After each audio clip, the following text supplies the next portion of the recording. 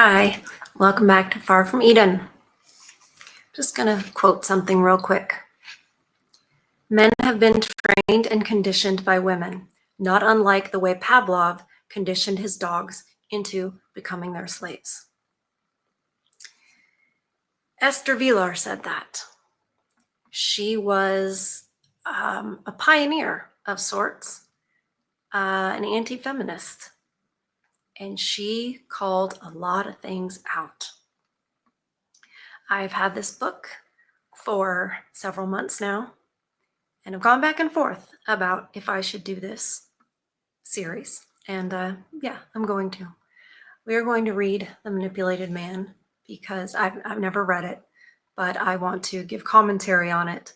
And I think that the wisdom in this book is something that needs to be heard and spread in this day and age. This was written published first in 1971.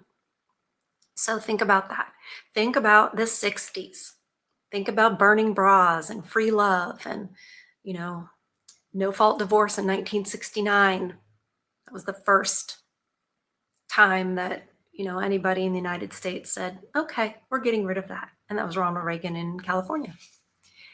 And the pill abortion was 1974. So I'm amazed that they even allowed this to be published. I will say sometimes it's hard to find. I don't think it's available on Amazon. Interesting. They hide stuff. And I know we do literary archaeology. This is, what did I say, 53 years old? It's a little bit of a dig. We're going back a little ways. And I would imagine Esther goes back further. So, without further ado, I do want to show you something because, yes, women do think that we should train men. And even worse than that, if there's anything worse than that, which it's hard to imagine, the men that are on board with it. And this is why I will tell you guys, I will say all day long that I am a Christian and I follow the Bible and Jesus Christ, but I do not go to church. And many of you don't either. And here's why. There are two ways to train your husband: the carrot and the stick. And the carrot works best. When you affirm something in your husband, it releases all of these chemicals inside of them and it sears in their minds, do that again. And when you criticize them, it makes them want to run. Here's, ladies, how you need to view your husband. You need to think of your husband as a big, dumb Labrador retriever. He just wants to wag his tail. Do you hear them laughing? This is a pastor in a church. You need to think of your husband like a big, dumb Labrador retriever.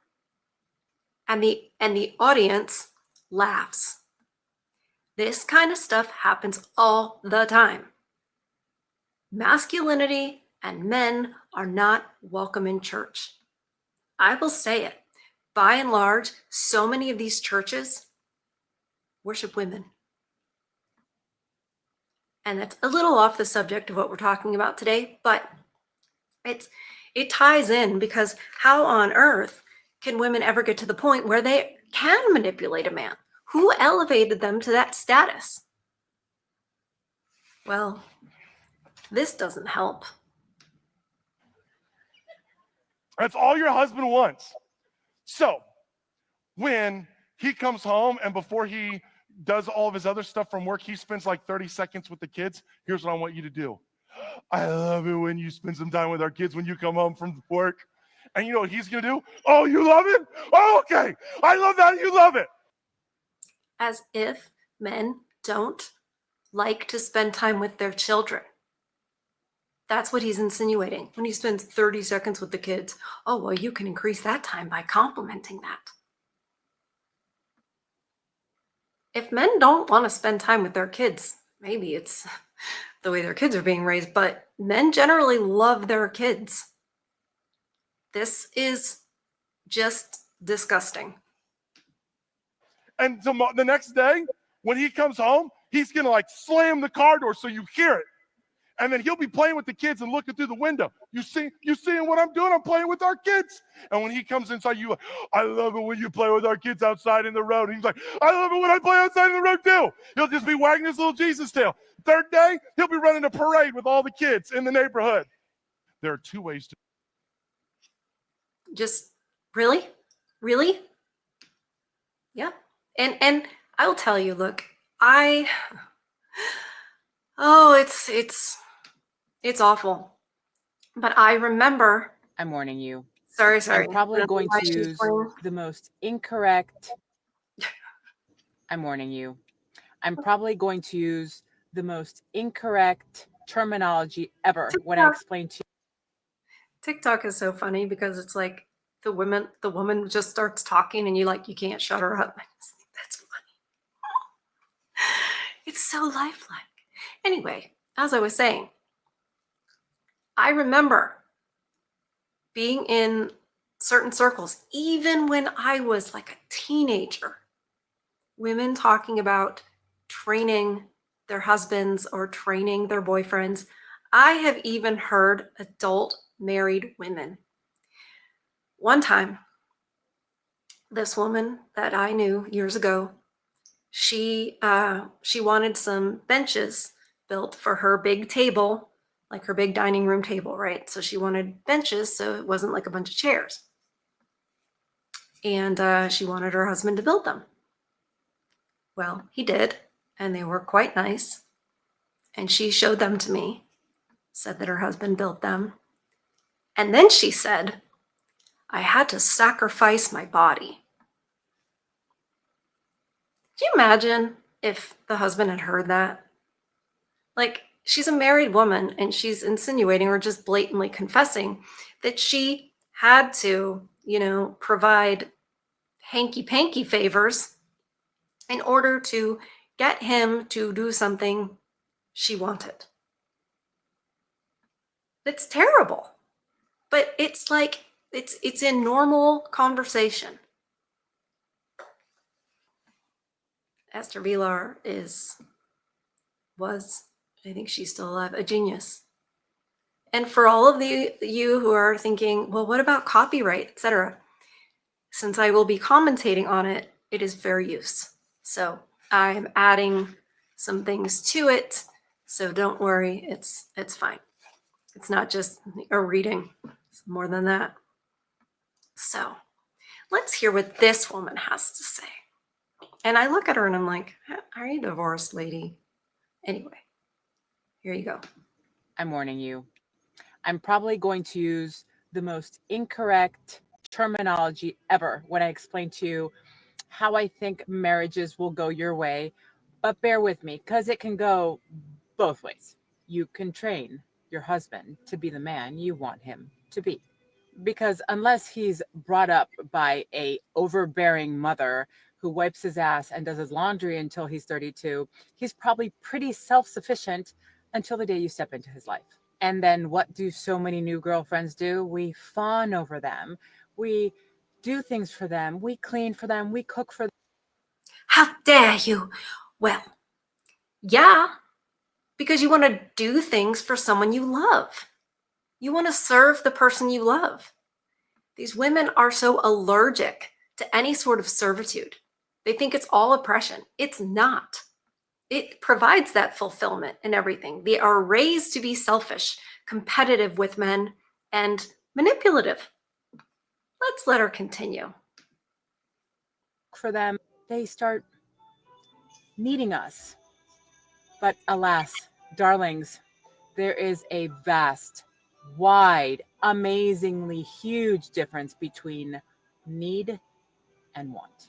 Because the minute he needs you, the minute you train him to expect all those things that all of a sudden you've done in the first 6, 8, 9 months of a relationship, you've then bought yourself into every little thing that he's accustomed to you doing for him. And consequently, given yourself another full-time job, which in many cases, long-term. Being a wife is a full-time job. Being a wife is a role. What do they want? What do they expect?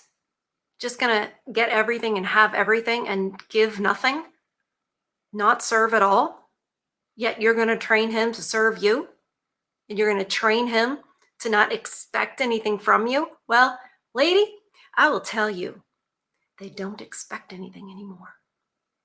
They know not to. You women have trained them well. These women have trained you guys to walk away because you're seeing through all of this and you're like, I'm not your trained monkey. I don't want to be manipulated. I want something honest. I want us both to serve one another. I want us to have our right roles that fit who we are and how we were made. But this is just predatorial. It's predatorial. Is underpaid, undervalued, and overwhelming for you. And don't get me wrong, I'm not saying not to do things for the man you love, but ladies, think ahead, plan well, look well into your future, and imagine what it will be like based on the things you do today. And yes, train your man well. No. How about don't? How about don't? How about stop being I'm warning selfish? you. Oh I'm my probably God. going to use You the won't most shut up. incorrect You know what? terminology. I didn't. That's just TikTok is toxic.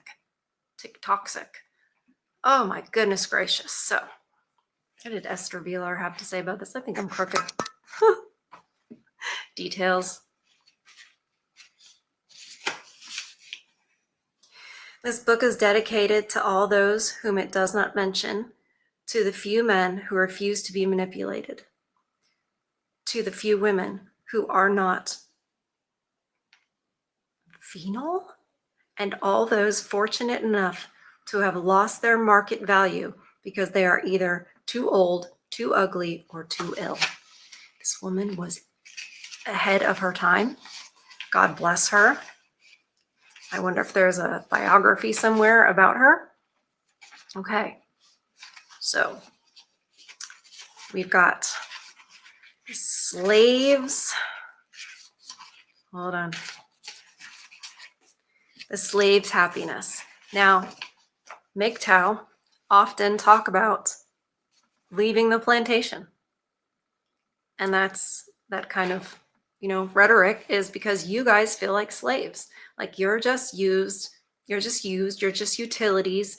You are there as long as you're useful. You're there for a wallet, kill the bugs, go downstairs and, if there's a scary noise.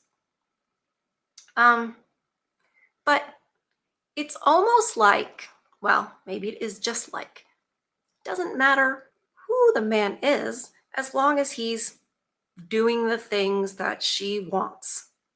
So who he is inside, what he likes to do, what his passions are, what makes him tick, those things seem irrelevant to especially modern women because you're just there to serve them in all of these, tasks.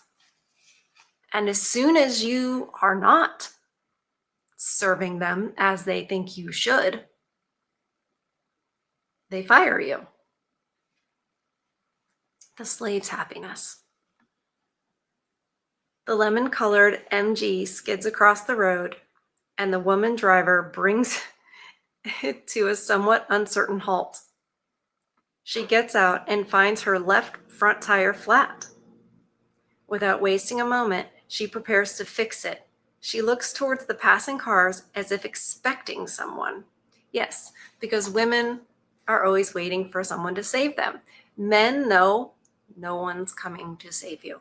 I have heard from so many men that have that revelation at some point in their lives because their fathers were not enabled to be actual fathers and guide them, direct them, discipline them. And they find out sometime in their adulthood, no one's coming to save me. No one cares. And someone should care. Like your fellow man, like your woman. Someone should care. Recognizing this standard international sign of woman in distress, weak female let down by male technology, A station wagon draws up. This is 53 years old, and it could have been last week. The driver sees what is wrong at a glance and says comfortingly, "Don't worry, we'll fix that in a jiffy." To prove his determination, he asks for her jack. He does not ask if she is capable of changing the tire herself because he knows. She is about 30, smartly dressed and made up, that she is not. She can't change a tire, right? It's just not expected. Since she cannot find a jack, he fetches his own, together with his other tools. 5 minutes later, the job is done, and the punctured tire properly stowed. His hands are covered with grease. She offers him an embroidered handkerchief, which he politely refuses. He has a rag for such occasions in his toolbox. The woman thanks him profusely, apologizing for her typically feminine helplessness. She might have been there till dusk, she says, had he not stopped. I mean, at least back then she's thanking him and offering him a handkerchief, right? Nowadays, did you hear about the case where the guy changes her tire and then she accuses him of SA? There's literally a case like that. Men are scared to even stop and change a tire or stop at all. You can't trust them. He makes no reply, and as she gets back into the car, gallantly shuts the door for her. Through the wound down window, he advises her to have her tire patched at once, and she promises to get her garage man to see to it. There's another man, of course. That very evening, then she drives off. As the man collects his tools and goes back to his own car, he wishes he could wash his hands, his shoes. He has been standing in the mud while changing the tire, and not as clean as they should be. He's a salesman. He can't go with dirty shoes. He's a salesman. What is more, he will have to hurry to keep his next appointment. He sacrificed. He made a giant sacrifice. I bet she couldn't see it at all. She's just like, oh, he spent 5 minutes. It was totally easy for him. And then bye. Thank you. Meanwhile, he has a job. He's late. His shoes are dirty. He's a salesman. He didn't hesitate to help her.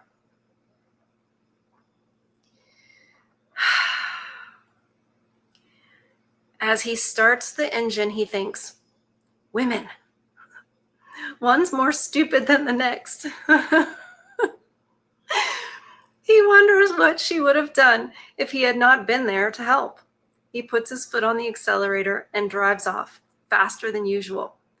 There is the delay to make up. After a while, he starts to hum to himself. In a way, he's happy. Now, I'm going to say something. If we women are not capable of changing tires, checking our oil, doing the basic things, maybe we shouldn't drive cars. I'm just saying, like, that thought just crossed my mind. I'm like, he said, what would she have done had he not stopped and fixed the tire? Exactly. She's totally dependent. It's like, I mean, there was no AAA back then. So maybe you're not qualified to operate the vehicle. You guys know I trained horses for a long time. You know, if you're not capable of doing some basic things with a horse, you shouldn't be riding. I know that to be true. You know, sometimes the Muslim countries make sense. That's all I'm saying. Okay. Almost any man would have behaved in the same manner, and so would most women. Without thinking, simply because men are men and women so different from them, a woman will make use of a man whenever there is an opportunity. What else could the woman have done when her car broke down? Exactly. She has been taught to get a man to help. That's true. That is true. We are taught that. We are taught. Find a man to help. I'll be honest. It's true. It is. Oh my gosh, I feel so convicted. This is gonna be convicting for me. I'm sure that I am guilty and have been guilty of many of these things. And that's a big part of reading it. But I wanted to share it with you guys and share my thoughts about it and then hear your thoughts about it so we can kind of experience it together. Oh, thanks to his knowledge, he was able to change the tire quickly and at no cost to herself. Right? She didn't. Right. True, he ruined his clothes, but put his business in jeopardy and endangered his own life by driving too fast afterwards. Had he found something else wrong with her car, however, he would have repaired that too. That is what his knowledge of cars is for.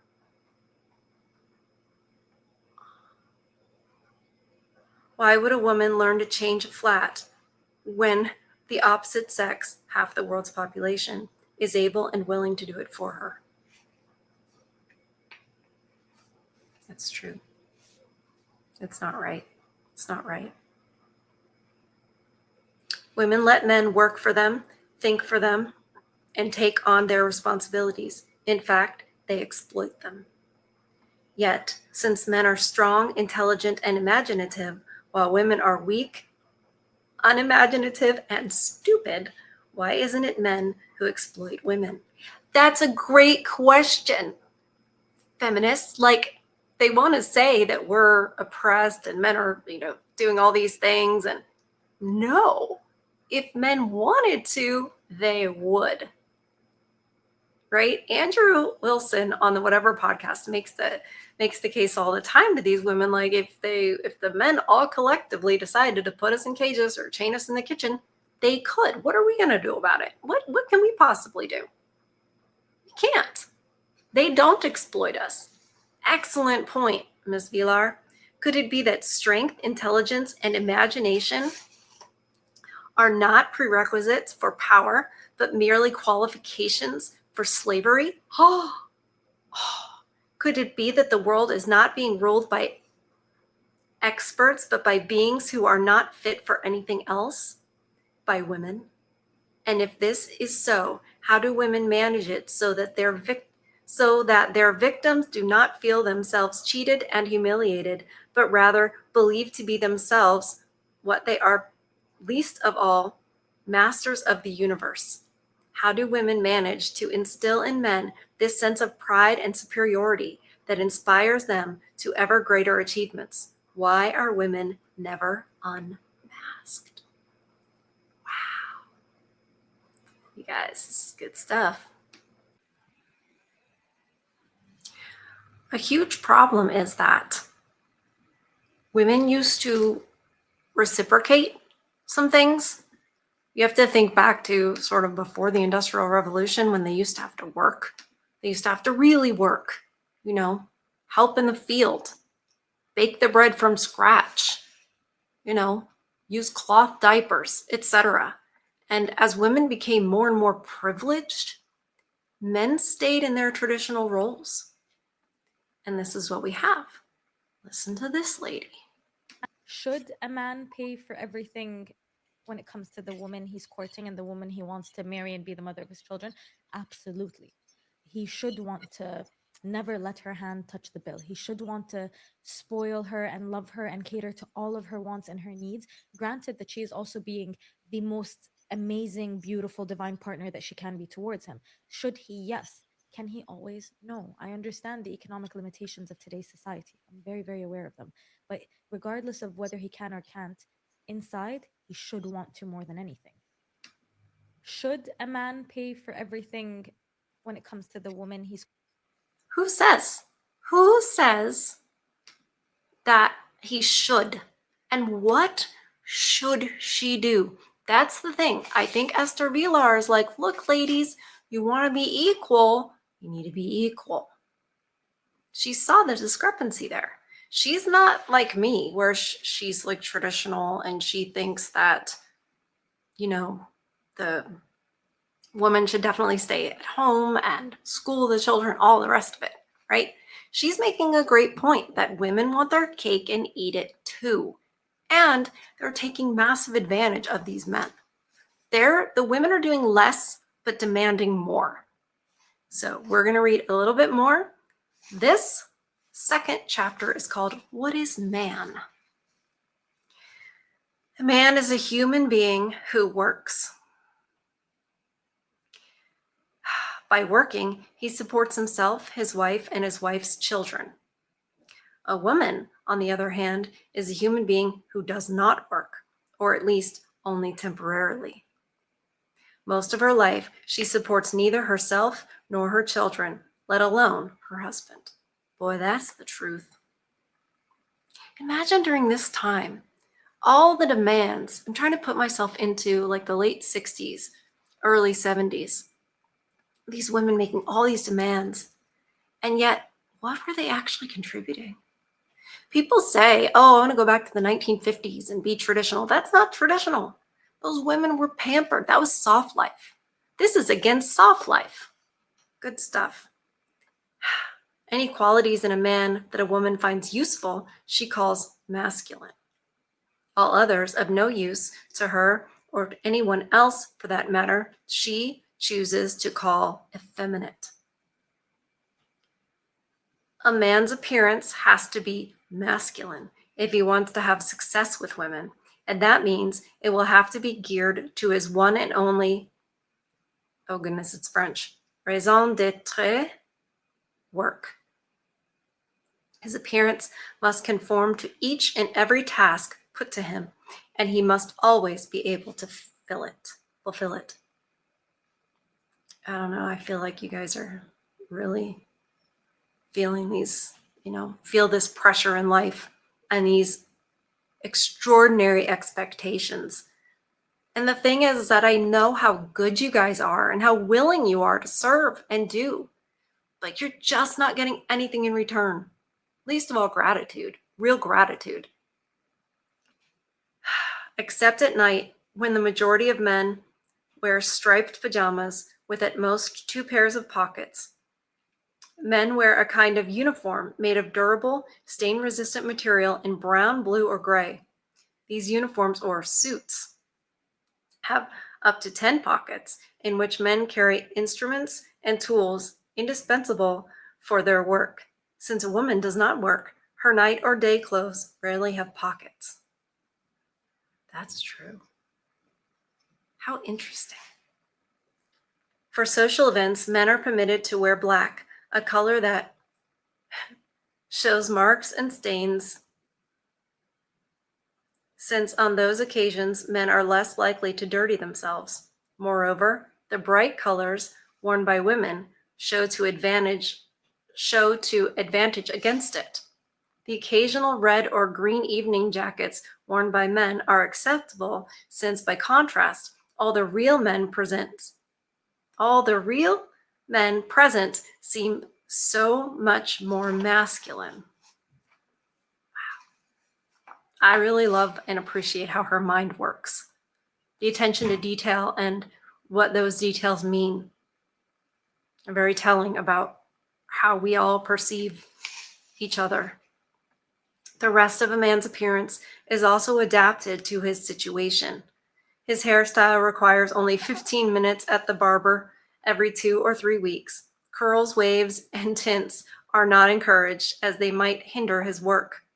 Men often work in the open air or spend a considerable amount of time in it. Hence, complicated styles would be a nuisance. Funny, nowadays you see a lot of different, hairdos and stuff like that on the younger kids, and also, they don't work. Furthermore, it is improbable that such styles would make a hit with women, since unlike men, they never judge the opposite sex from an aesthetic point of view. I know, I've been saying this ever since the online dating. Women are like looking at pictures and swiping, whichever way you swipe, yes or no. by appearance, but generally speaking, that is just not how we are attracted. We're just not. These women are lying. They don't. This is why they can't choose, because they're choosing by aesthetic, as Esther so wisely points out. And of course, I lost my spot because I got super excited about what she said. So most men, after 1 or 2 attempts at individuality, realize that women are indifferent to their efforts and revert to a standard style, short or long. See, I already told you, it doesn't matter which man it is. You guys are interchangeable, really. As long as your utility, as long as you serve a purpose, doesn't matter. Jerry Seinfeld made this joke once where you have the groom and like the best man and the groomsman, and how in the wedding they say, "Do you take this man?" It's very generic. It's like, okay, well, if he's not there, everybody step to the left and you take this man. It's not about really who you are. And I think you guys can feel that in the relationships you've been in. Like, she didn't really care. The same is true of beards. Only oversensitive men, usually ones with intellectual pretensions, who want to appear mentally tough by letting their facial hair grow indiscriminately, wear a full beard for any length of time. How funny. It will be tolerated by women, however, for a beard is an important indication of a man's character and therefore of the way in which he might be most easily exploited. His field of work will usually be that of the neurotic intellectual. Isn't it funny how lately, or in this past election, there was this, I don't know, the feminists were talking about the men with beards. Like, oh no, they're extra masculine. Watch out. Yeah, we do assign meaning to things. Apart from a wedding ring, worn to show that he is being used by a particular woman for a particular purpose, a proper man wears no ornaments.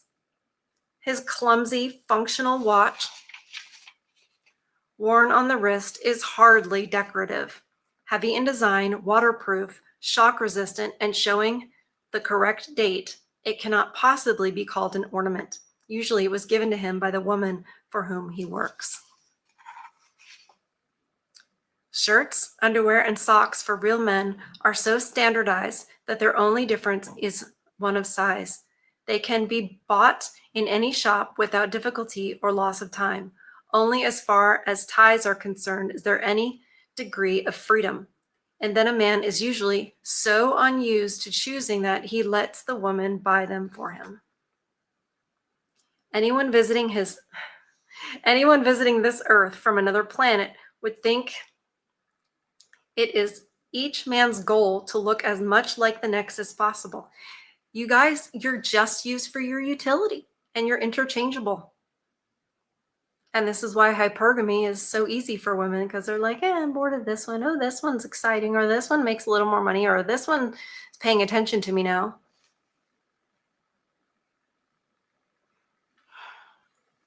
Yet to fulfill women's purposes, masculinity and male usefulness vary to a considerable degree, necessarily because women who hardly ever work need men for everything. There are men who carefully maneuver a large limousine out of the garage at 8 o'clock every morning. Others leave an hour earlier, traveling in a middle-class sedan. Still others leave when it is not yet light, wearing overalls and carrying lunch boxes to catch buses, subways, or trains to factories or building sites. Yeah, you guys run society. You build society, you run society. And what are women doing? Really? What are the jobs women have? It's not, we're pretending. I'm playing dress up. Career Barbie. By a trick of fate, it is always the latter, the poorest, who are exploited by the least attractive women. For unlike women, who have an eye for money, men notice only women's external appearance. Therefore, the more desirable women in their own class are always being snatched away from under their noses by men who happen to earn more. Yeah, this was already such a problem. in the early 70s, late 60s. No matter what a particular man does or how he spends his day, he has one thing in common with all other men. He spends it in a degrading manner, and he himself does not gain by it. I know, think about like the guy who does underwater welding. At the end of the day, what his body feels like. And think about the reward versus the importance of what these men do. There is none. They do it because of the goodness of their character, because they care about running society and they have a sense of duty. We women, we've really dropped the ball as far as being appreciative of that and stepping up and contributing right back to the best of our abilities. And honestly, men don't ask for much. That's part of the problem. That's part of how we got here. So they didn't ask for much. They didn't expect much. So we were just like, okay, I guess I'll just fix my hair. It is not his own livelihood that matters. Aww.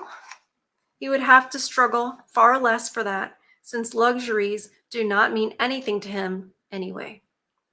It is the fact that he does it for others that makes him so tremendously proud.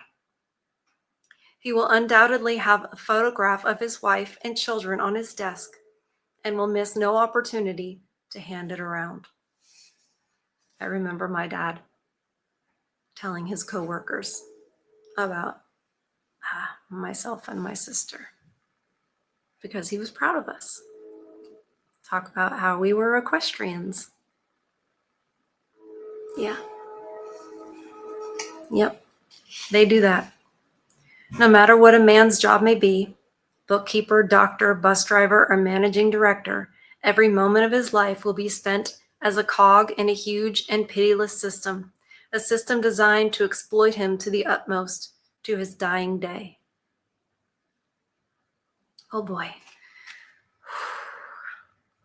It may be interesting to add up figures and make them tally, but surely not year in, year out. How exciting it must be to drive a bus. Thomas the Train. Hit that like button, Thomas the Train. Lola the dog is sleeping. Oh, how exciting it must be to drive a bus through a busy town, but always the same route at the same time, in the same town, day after day, year after year. What a magnificent feeling of power to know that countless workers obey one's command. But how would one feel if one suddenly realized one was their prisoner and not their master? Yeah, the system uses you guys. Absolutely does. And the women are one of the tools of the system to keep you slaves. We have long ceased to play the games of childhood. As children, we become bored quickly and changed from one game to another. A man is like a child who is condemned to play the same game for the rest of his life. The reason is obvious as soon as he is discovered to have a gift. For one thing, he is made to specialize. Then because he can earn more money in that field than another, he is forced to do it forever. Right? I know a man who is a pharmacist, and his passion and what makes him happy and fulfilled inside is being a landscaper. But he's a very good pharmacist and obviously put a lot of investment into the schooling. So he's stuck doing that. He has children. He has child support. So that's what it made me think of. Oh, if he was good at maths in school, if he had a head for figures, he will be sentenced to a lifetime of figure work as bookkeeper, mathematician, or computer operator. For there lies his maximum work potential. Yes, because you got to pay taxes, right? You got to pay the overlords, work for the overlords, pay the overlords. Therefore, he will add up figures, press buttons, and add up more figures, but he will never be able to say, I'm bored. I want to do something else. The woman who is exploiting him will never permit him to look for something else. Driven by this woman, he may engage in a desperate struggle against competitors to improve his position and perhaps even become head clerk or managing director of a bank. But isn't the price he is paying for his improved salary rather too high? Yeah, because you're making more money. But what is your soul? You know, I know you guys, like, you need to feed your souls, and so much of that, so much comes from being outside, playing music. I know a lot of you guys have picked up instruments. Being in a building and doing math all day just because you're good at it. No. Especially when you don't have a family to come home to. No one appreciates you. A man who changes his way of life, or rather his profession, for life and profession are synonymous to him. Right. Yeah, he's only as good as whatever he does for a living. Terrible. Is considered unreliable. If he does it more than once, he becomes a social outcast and remains alone. The fear of being rejected by society must be considerable. Why else will a doctor who, as a child, liked to observe tadpoles in jam jars spend his life opening up nauseating growths, examining and pronouncing on human excretions? Why else does he busy himself night and day with people of such repulsiveness that everyone else is driven away? Does a pianist who, as a child, liked to tinkle on the piano really enjoy playing the same Chopin nocturne over and over again all his life? Exactly.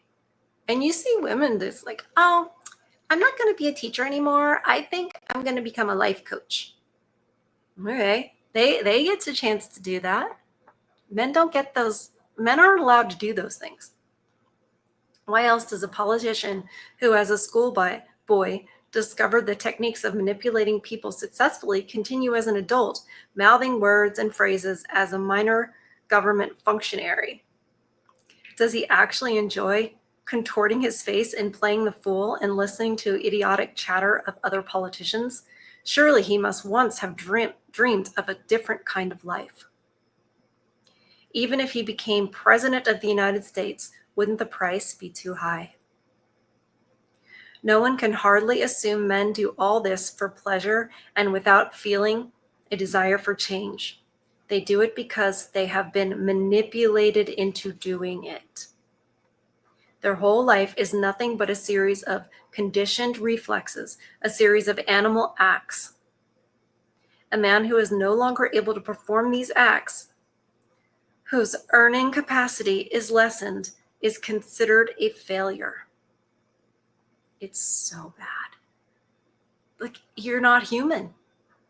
You're just functionary. Like, you matter, but you're not treated like you do.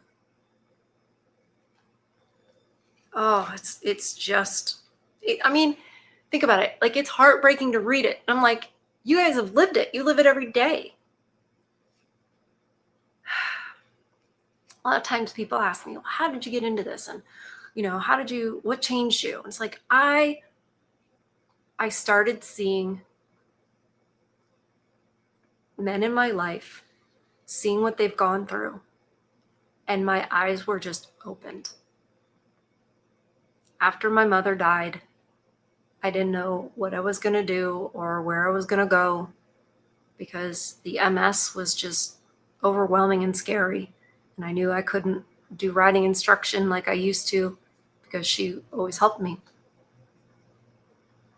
So I just asked God to send me on my way wherever I was needed.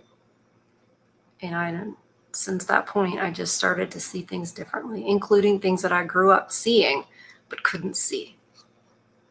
So when I'm reading this, I'm thinking of you guys and I'm thinking of those men.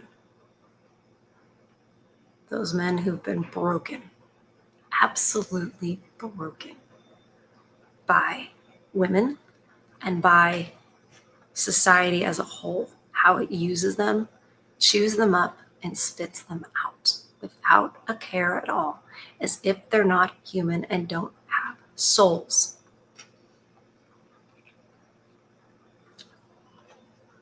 He stands to lose everything: wife, family, home, his whole purpose in life, all the things, in fact, which give him security. Of course, one might say that a man who has lost his capacity for earning money is automatically freed from his burden and should be glad about this happy ending. But freedom is the last thing he wants. He functions, as we shall see, according to the principle of pleasure in non-freedom. To be sentenced to lifelong freedom is a worse fate than lifelong slavery. To put it another way, a man is always searching for someone or something to enslave him because he's always looking to serve. You guys are always looking to do that. That is your nature. That is your character. And it should not and should have never been taken for granted or taken advantage of. Not for 1 second. We're almost done with this chapter. For only as a slave does he feel secure, and, as a rule, his choice falls on a woman. Who or what is this creature who is responsible for his lowly existence, and who, moreover, exploits him in such a way that he only feels safe as her slave, and her slave alone? Wow, you guys. Yep. I'm sure that is what y'all have experienced. I know some of you have, become disabled or sick, and she left. And those of you who've been through family court, you certainly have seen, oh, I'm a slave. And it's like the state and the women are completely in cahoots. Even though the women don't seem to be aware of it. But yeah, it's so true. And it's literary archaeology, even if we only have to dig back 53 years. But how wise she was and how brave she was to say all this. The hate and the vitriol, the backlash from women and maybe some men. Simps are going to simp, right? So anyway, thank you guys for being here with me, experiencing the manipulated man. We're going to keep going with this series and see what we can learn and tell. So like this video, please hit that like button. It helps the algorithm, helps YouTube send it out. More people need to be aware of what this book says, the wisdom in it, the truth. Let's get it out there. Share it with everybody you know. Share it with all your favorite feminists. Feed your souls. Protect your peace. I love you guys. And I'll see you on the next one. Okay? Bye.